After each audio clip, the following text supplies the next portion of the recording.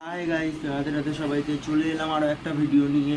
So বন্ধুরা, আজকে কিন্তু আমি আর আমার মা আর আমার একটা ফ্রেন্ড তার মা কিন্তু একটু ঘুরতে যাবো। তো সকাল সকাল রেডি হয়ে নিয়েছি চান করে। তো বাইরে গিয়ে দেখা হচ্ছে। সো চলে গেলাম, দেখতে পাচ্ছ কিন্তু ঘাটে চলে এসেছি, জেঠি ঘাটে, ফেরি ঘাট, এটা রিসরা ফেরি ঘাট। তো নৌকাতে উঠবো। আর ভোরের দৃশ্যটা দেখতে পাচ্ছ, গরম পড়েছে প্রচুর। গরমে সবাই কিরম আছো একটু বলবে কমেন্টে। আর ওই দূরে প্রেম মন্দির আশ্রম দেখতেই পাচ্ছ। আর সকালের ভিউটা কিন্তু সত্যি খুব ভালো লাগে, দেখতেই পাচ্ছ কিন্তু। আর খদ্দায় চলে গেলাম, খদ্দা থেকে ডাইরেক্ট চলে এলাম বালি স্টেশনে, দমদম স্টেশনে চলে এলাম। দমদম থেকে কিন্তু আমরা যাব হাসনাবাদ, লোকাল ধরবো, লোকাল ধরে হাসনাবাদে যাব। আর এটা হচ্ছে হাসনাবাদ, দেখতেই পাচ্ছ। বেশি যাতায়াতের জিনিসটা দেখায়নি আপনাদের ভিডিওতে, একদম শর্টে দেখিয়ে দিয়েছি। আর মা দেখতে পাচ্ছ হাই করে দিয়েছে।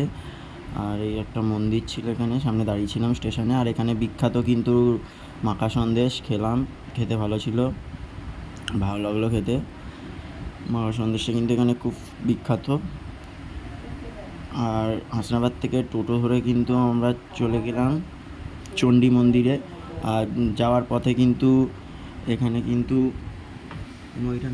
ইছামতি নদী দেখতে পাচ্ছ কিন্তু। আর ইছামতি নদীর কিন্তু পার করলেই কিন্তু বাংলাদেশ বর্ডার। আর ওই দিকটা হচ্ছে পদ্মা নদী।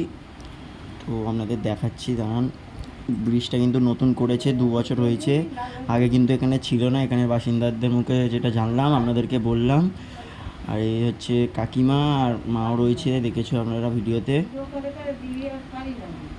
আর যেতে কিন্তু 3-4 ঘন্টা লাগে আমাদের এখান থেকে 5 ঘন্টা লেগেছিল। আর ওই হচ্ছে ইছামতি নদী শেষ, আর ওই পারটা হচ্ছে তোমার বাংলাদেশ বর্ডার। এখানে কিন্তু আর্মি রয়েছে, দেখতেই পাচ্ছ, নৌকাগুলো রয়েছে আর্মিদের। তো জলের মধ্যে আর আসতে পারেন ঘোরার জন্য, খুব ভালো জায়গা, আসুন, ঘুরুন, মজা করুন।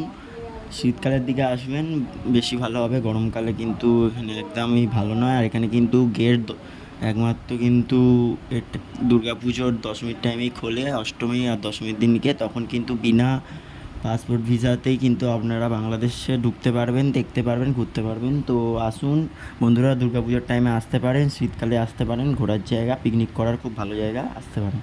সো অ্যাটলিস্ট চলে এলাম মন্দিরে, দেখতে পাচ্ছেন মা চণ্ডীর মন্দিরটা।